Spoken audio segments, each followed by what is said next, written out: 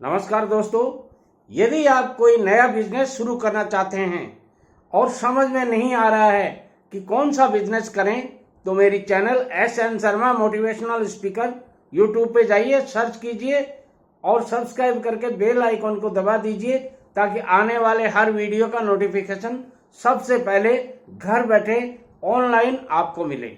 अब बात करते हैं कि पैसा बनाने के जो 7 नियम हैं, वो 7 नियम आप फॉलो करते हैं या नहीं करते हैं। शुरुआत करते हैं पहले नियम की। पहला नियम यह है कि पैसा बचाने से ज्यादा पैसा कमाने पर ध्यान देना चाहिए। आप एक एक पैसा बचाने के ऊपर बहुत ध्यान देते हैं, इसीलिए आप धनवान नहीं बन सकते हैं, इसीलिए रिच नहीं बन सकते हैं, इसीलिए अमीर नहीं बन सकते हैं। मगर मैं कहूँगा पैसा बचाने की बजाय आप कमाने पर ज़्यादा ध्यान दीजिए। हाउ टू अर्न मनी, ये आपके दिमाग में होना चाहिए। और वो 2 तरीके से कमाई जा सकती है मनी। धन कमाने के लिए 2 नियम आपको फॉलो करने पड़ेंगे। पहला नियम है, या तो आप सर्विस करें। यदि आपके पास फंडामेंटल्स तैयार नहीं है, पैसा बचाया हुआ नहीं है, या यूं कह सकते हैं कैपिटल नहीं है, या आपके पास संसाधन नहीं है, तो आप शुरुआत के तरीके से नौकरी करके पैसा बचा सकते हैं, पैसा कमा सकते हैं और कमाए हुए पैसे से फिर आप बिजनेस शुरू कर सकते हैं। और दूसरा है बिजनेस। बिजनेस चाहे छोटा हो या बड़ा हो, सब्जी से लेकर आलू प्याज तक का बिजनेस आप कर सकते हैं, मगर पैसा कमाना जरूरी होता है। हार्डवेयर का बिजनेस कर सकते हैं, कपड़े का बिजनेस कर सकते हैं, चाय की थड़ी लगा सकते हैं। और बड़ा बिजनेस आप यदि करना चाहते हैं तो बहुत लंबे लंबे बड़े बड़े बिजनेस हैं, वो कर सकते हैं। जिन लोगों ने चाय की थड़ी लगाई थी वो आज बड़े बड़े होटल बनाए हुए बैठे हैं और अच्छा पैसा कमा रहे हैं। आप भी यदि पैसा बचाने के या पैसा कमाने के ये 7 नियम फॉलो करते हैं तो आप भी बहुत बड़े बन सकते हैं। दूसरा नियम मैं बताता हूं कि पैसे को आकर्षित करना सीखिए। कैसे अट्रैक्टिव किया जाता है, कैसे आप पैसे को आकर्षित कर सकते हैं, पैसे ज्यादा से ज्यादा आप कैसे कमा सकते हैं, ये आपको जनरेट करना आना चाहिए। जब तक आपको ये जनरेट करना नहीं आएगा तब तक आप बहुत बड़ा बिजनेस नहीं कर पाएंगे, क्योंकि money is not everything but something. धन सब कुछ नहीं होता है, मगर कुछ होता है, और इस कुछ होने के चक्कर में आपको कमाना पड़ता है, बचाना पड़ता है, तभी आप पैसे वाले बन सकते हैं। तीसरा जो मैं नियम बता रहा हूं वो ये है कि पैसे को सही चीजों पर लगाएं। आप अपने कमाए हुए पैसे को फिजूल खर्ची में लगा देते हैं, उन जगह खर्च कर देते हैं जहां आपको कोई अर्निंग नहीं होती है।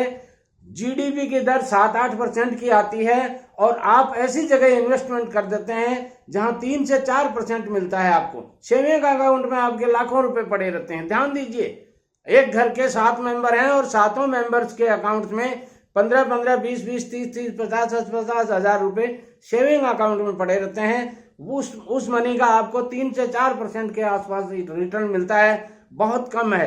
ध्यान नहीं देते, लापरवाही करते हैं और इसी लापरवाही का नतीजा ये होता है कि लोग उसी पैसे से 7-8% तक कमा रहे हैं ईयरली और आप उसका 3% कमा रहे हैं। कुछ लोग उसी पैसे को जो आप 3% में डाल रखा है आपने, उस पैसे को इक्विटी वगैरह में लगाकर, म्यूचुअल फंड्स वगैरह में लगाकर 15 से 20% या इससे भी ज्यादा पैसा कमा रहे हैं। आपका पैसा वो 3 से 4% में पड़ा है। इसलिए मैं कहूंगा उनको ऐसी जगह लगाइए। पैसा और बेटा, ध्यान दीजिए, पैसा और बेटा आप ऐसी जगह लगाइए वो कहीं भी रहे, ज्यादा से ज्यादा उस टाइम में अर्न करे। यदि आपने अपने बेटे को जो अच्छा कमा सकता है, उसको ये सोच करके अपने घर के आसपास किसी दुकान पे लगा दिया जहां उसको 7,000, 8,000, 9,000 रुपए तनख्वाह मिल रही हो, उसी बेटे को आप दिल्ली, बॉम्बे, कलकत्ता, मद्रास, हैदराबाद, पुणे भेज करके 25 से 30 हजार रुपए महीना कमा सकते हैं। ऐसे बच्चे को आपने 7,000 रुपए केवल इसलिए स्वीकार कर रहे हैं आप कि घर में रहेगा।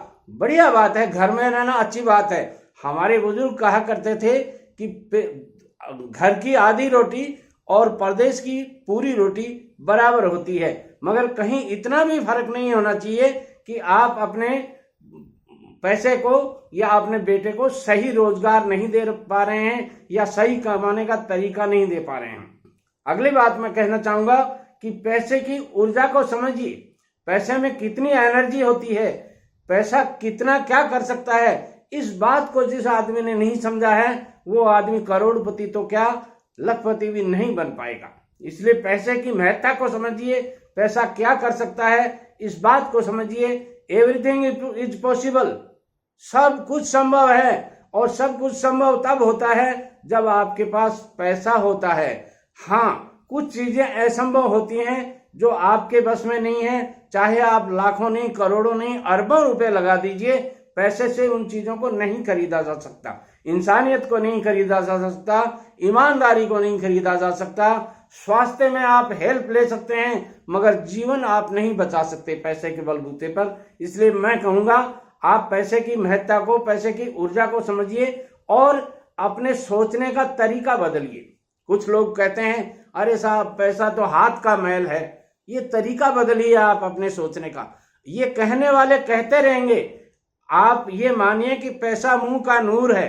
जब तक आपकी जेब में पैसा नहीं होगा तब तक आपको बात तक नहीं आएगी, बात करने का तरीका नहीं सूझेगा। कुछ लोग कहते हैं ना, मैं किंग कर्तव्य विमूढ़ हो रहा हूं। क्यों हो रहे हैं वो? पैसा नहीं है।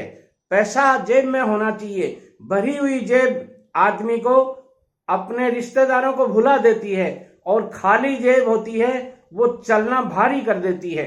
यदि आपकी जेब भरी हुई है तो आप अड़ोसी पड़ोसी क्या रिश्तेदारों तक को छोड़ देते हैं, कोई जरूरत नहीं, मुझे क्या जरूरत है इनकी। मगर जब जेब खाली होती है तो बाजार की तरफ चलना भी दुश्वार हो जाता है, बड़ा मुश्किल हो जाता है। एक दिन आप खाली जेब की हालत देखिए और समझ में आएगा आपको कि खाली जेब क्या होती है। इसलिए अपने सोचने का तरीका बदलिए, आप बदलने की आदत डालिए।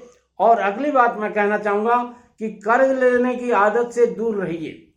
कर्जा भला ने बाप का, पेंडो भलो ने कोस, यानी बाप से लिया हुआ कर्जा भी अच्छा नहीं है और दूरियां पैदल चलने की एक कोस की भी बहुत भारी हो जाती है। इसलिए मैं कहना चाहूंगा कर्जा मत लीजिए, उधार मत लीजिए, कम खा लीजिए, कम साधनों से अपना जीवन यापन कर लीजिए, मगर कर्जा लेकर के कोई भी काम मत कीजिएगा जब तक उसमें आप प्रॉपर उसका इन्वेस्टमेंट खर्चा क्या आता है, इन्वेस्टमेंट कितना करेगा और रिटर्न कितना मिलेगा, ये बात आप 100% तो नहीं कर सकते किसी भी बिजनेस में, मगर जब आप 75% सिक्योर हो जाते हैं तब आप कर्जा लेकर के कोई बिजनेस कर सकते हैं। इसलिए मैं कहूँगा कर्जा लेने की आदत से बचने की कोशिश कीजिए और अपने पैसे को ट्रैक करते रहें।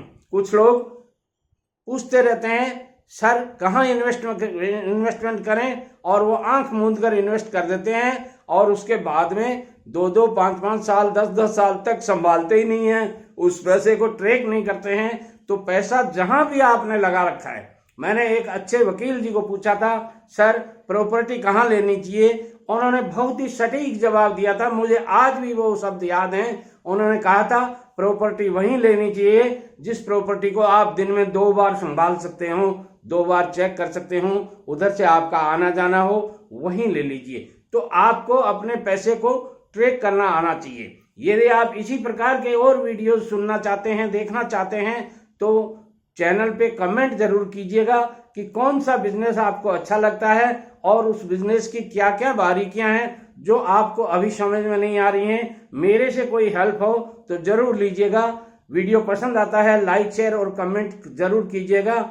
और एक बात कहूंगा, यदि वीडियो पसंद आता है, आप पिता हैं तो अपने पुत्र को ये वीडियो भेजिएगा, और पुत्र हैं तो अपने पिता को वीडियो भेजिएगा, और दोस्तों को तो भेजिए ही भेजिएगा, क्योंकि जिस चीज की आपको जरूरत है आपके दोस्तों को भी जरूरत होगी। नमस्कार, मिलते हैं अगले वीडियो में, तब तक के लिए बाय बाय।